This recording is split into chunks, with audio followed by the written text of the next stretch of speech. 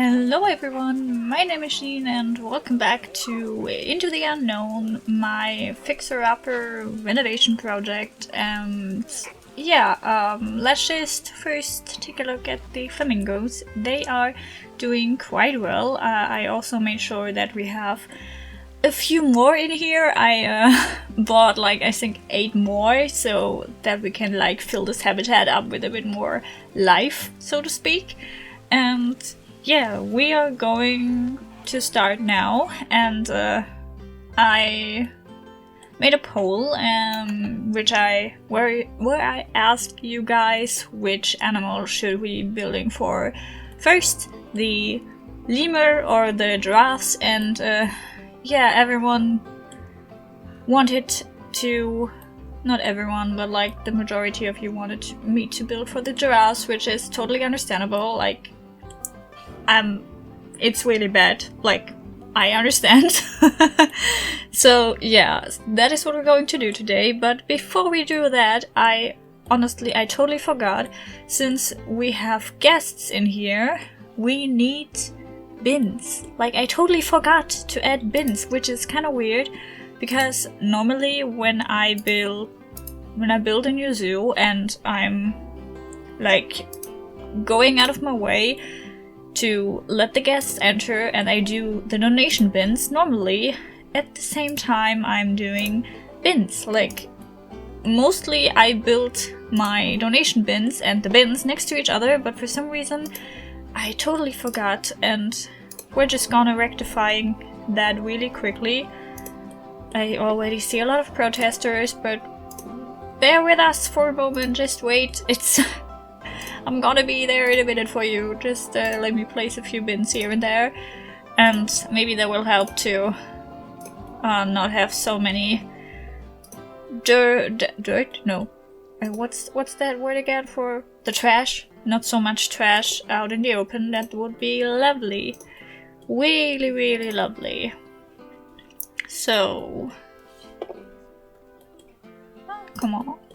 So it's just a few more, and I think for the tiger area, because honestly, let's be real here, I know that I will most likely delete everything that I've built in the zoo, that was part of the renovation part, and only the 2 new ones are going to be still there. So here I need to think a bit what bin I want. Maybe a stone ones that would look, it would fit the theme, it would fit the vibe. It's also kind of the same color, so that, oh, what's happening here with the tigers? Huh. Hope it's nothing bad. Yeah, but let's just do them here and here and there and everywhere. Okay, and for the African flamingos, they are from Africa, but maybe let's do this bin. So that's still looking quite nice. It's fitting for the area. It's a bit seam, but not too much. So I kind of like that. And that's all the bins I think we need for now. And also I realized I don't have donation bins here. Gotta quickly rectify that, even though we also have no guests here, but oh, there they're coming. The guests are coming now that I said there are none. And yeah, I think that's gonna be it, and we are making a giraffe habitat, and it's going to be somewhere here. And of course it's not only a giraffe habitat, but I want to do a savannah habitat here. So I just need to get a quick layout for myself so that I can build, and I think we can now then just hop into the speed build. The layout I choose to go with was having a little bit of a ditch in front of the habitat. You can see the animals going down, but little spoiler, it's not deep enough for the giraffes. Like, you can, like, the giraffes are still on eye level. They could theoretically bite you. Don't know if giraffes do that, but they could do that, which led me to a whole rabbit hole of trying to make it so that they can't do that. So I didn't record that also. So just so you know, in the end, I just put a little like barrier with wooden pillars there and called it a day. But yeah, we're not there yet. We are at the moment doing the backside of the habitat because I wanted to have like a little African theming here, but not in a way where it's super obvious. And I think this is like the theme that I'm trying to go with the whole zoo.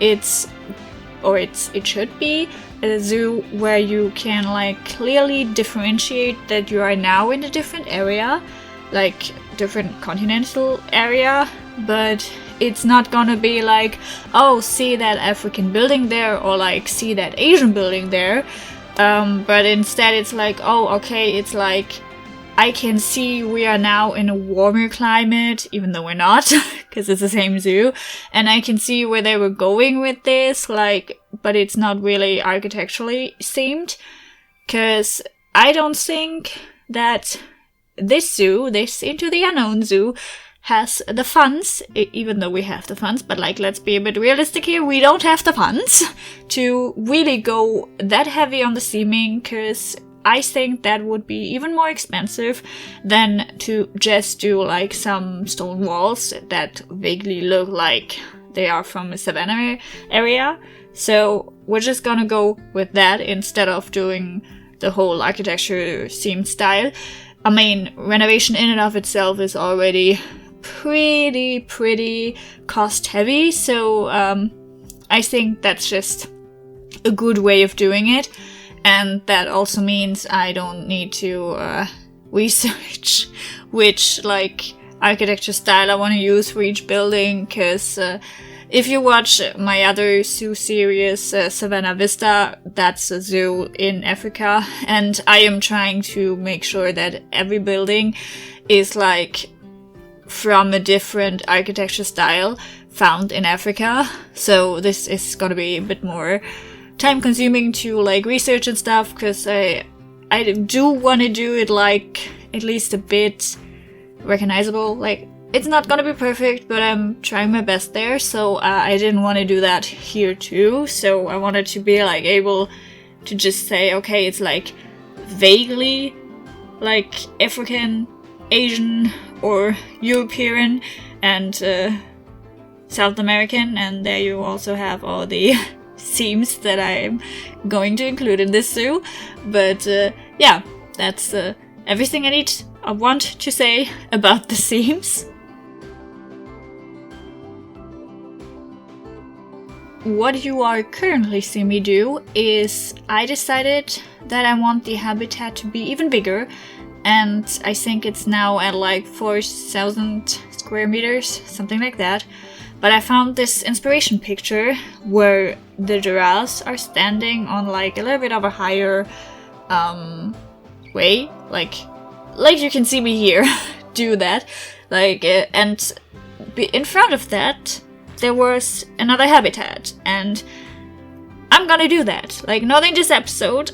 In this episode I had like my hands full with like building the savannah habitat, but in the next, or maybe the one after that episode, like at some point, we will go back here and make another habitat next to the savannah area, and I am actually already kind of excited to do that.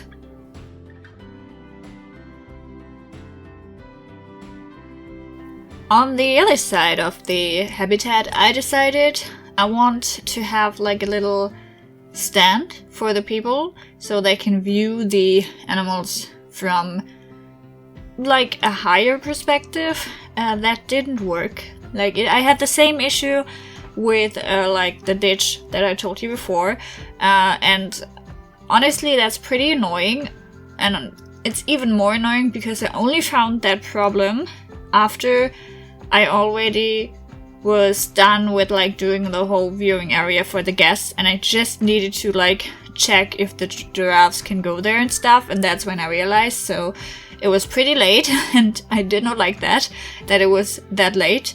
But yeah, my idea was that you could see them drink, and because there's water in the way, they wouldn't get so close to you. But yeah, no, it wasn't working, because as you can see, I didn't put the water all the way to the viewing area, because the animals needed to get down from here. At least I wanted them to be able to, and they still are.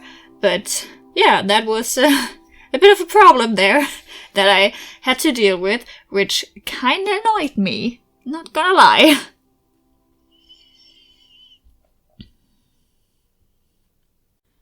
But then I decided to let that problem be future Jean's problem, and came back to my favorite part of Planet Zoo, meaning plants. Lots and lots and lots of plants. And I already told you in another video that I that I found out about the tags and how they can actually be useful in the game, and I'm like going rogue with these now. Like, at the moment you can see me working with the, I think it's ITU Africa tag. So I just made a tag for all the African plants, or like plants that should suggest you are now in Africa, even though they might not be African plants, for Into the Unknown. And I already know I will do that for all of the themes, like for South America, for Europe, and for Asia. And while I'm thinking about this, why do I not have a North American section in my North American zoo? What's going on? I think I need to revisit my zoo plans. But okay, yeah, anyway, so you can see me putting a lot of plants down there, and we have the creosote bushes, we have buffalo grass, we have the drin grass, the wet poppies, I think. I have honestly no clue what trees I am using. I think that's the cork tree, I think, but the other one could be the I don't know, I'm gonna put it on the screen here, tree. So yeah, and then I had like a bit of a problem, because of course all these hoofstock would clearly go near the plants and would eat them, so I put a lot of rocks behind it, and now we are having like a little bit of an in-between cinematic tour of the habitat. So you can see I did a lot of plant work, but I really wasn't satisfied with what I had built at this stage, because I wanted it to be a bit more open, like, because they are hoofstock. Like, have you ever really seen a hoofstock savanna habitat where there are a lot of plants on the ground? Because I haven't, and that's what I wanted to do here. But since we are in the taiga tundra biome, the terrain itself has like this grayish undertone, and like that cool undertone that doesn't really do it for me in terms of being an African savanna.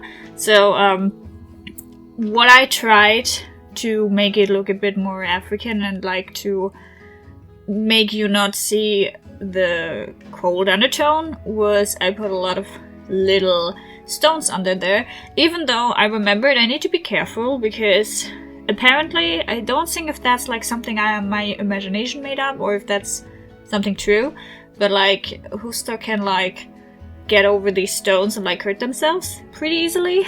That's why I only did like little stones. And then I remembered that a lot of zoos have like these rubble, like, no, it's not rubble, it's like wooden piles for the animals like to scrap, or also I think sometimes they put like leaves there for them to eat, so just so they have something to do. And I'm going so fast here. So you also saw me like do a little bit of an extra protection measure with the wooden beams that I put around the trees, and now I just used the same fence that we used for the flamingos here. Like, why not reuse it?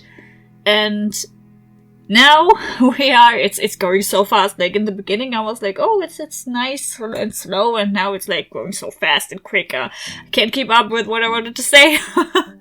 But yeah, I am doing now the viewing area, and I decided just to try something out. Like that African piece that I used there is, I think it's a sign, like you can write stuff on it, but I never use it for that. Like, that's the second time I use it for more or less a habitat barrier instead of an actual sign. The last thing, or one of the last things I did was, like I mentioned before, having to deal with that whole issue of the giraffes being too close to them. And after that I quickly changed path, and now we can look at it from the guest view. And we are back in the Explorer mode, and we're starting at the flamingos again because, as you can see, I changed the pathing. And I also, now, we painted the donation boxes for the African area, and I think now it's way better than before, and we can now go to the right and just take a little stroll. I have no clue what I will put here on the right side. If anyone has any ideas, please comment your ideas, because I at the moment have none. But I know I want to do something here. Don't know what, but yeah. So any input would be.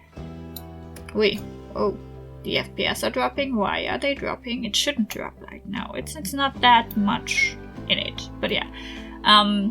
Here we are coming up to the savannah area, and I just realized we only have giraffes in this habitat at the moment, because I forgot to put other animals in. But, I mean, on the other side, would they have more animals than just the ones they already had before? So, we're just, I think I'm just gonna leave it for now, like only giraffes, even though I think all of them are inside. So what I actually did, because you don't see any like hiding spot for them out here, so this whole building is their hiding spot. They can go in and out however they please. And actually this is one of the reasons why I originally wanted to have more animals than just the giraffes, because like now you can't see anything, like except for that baby giraffe standing. Oh, it's not the baby? It's not the baby, but like except for that giraffe there. But yeah, next time I promise I will not forget, and you will see actual other hoof stock apart from the giraffes in this habitat. So we just need to go around this corner, and honestly this habitat is again so big. Like, what is it with me and not being able to like determine how much space an animal needs? Like, what's up with that? Here you can see the wood pillars I talked about for like making sure that the giraffes can't bite you. So I hope this would work. I have no clue if it would, but I'm just here like hoping, like fingers crossed, that this would work in an actual zoo and it's like not something that I just made up. But yeah, this is for now how you can see the savannah, like let's call it at the moment giraffe habitat, because I didn't put any other animal in, but like these are the two viewing areas you can see them from. But as I told you before, I have an idea for something coming here. So basically that path for the staff is at some point gonna be for the guests. And what's wrong with that? Okay, you know what? That's a problem for future Gene in a future episode. So, yeah. I think in the next episode, I will not be building in Africa once again, but instead I am having my eyes peeled to give these guys a new enclosure. Oh. Well, that's unfortunate. I think, I will just pretend you didn't see that, and in the next episode we will have a Formosan black bear, and it will be called Guang, and we will never speak of this, okay? And I think with this, like, not so great news, I will just end this episode before I find, like, even more animals that are, like, dying of old age or something. So if you like this, subscribe, leave a comment and a like, and I hope we will see each other in the next episode. Bye!